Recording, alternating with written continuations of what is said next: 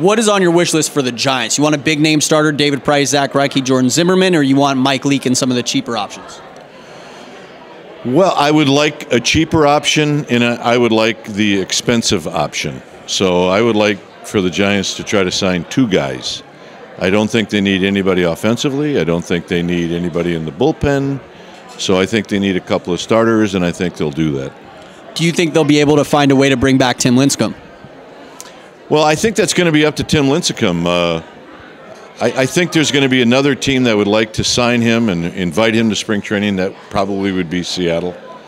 But I think he's really comfortable in a Giants uniform, and I think it is possible the Giants would sign him to a deal and see how he is doing physically and see how he works out in spring training and continue to be in this organization. I do think that that's a possibility.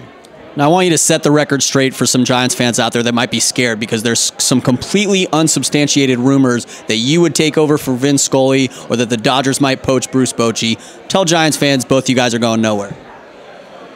Well, look, number one, I don't think the Dodgers would invite Mike or I into their area code at all. And if they did, I do think that we would be pretty happy just staying right here. We got nowhere to go. I mean, we're like an old married couple right now. We spoon on the road.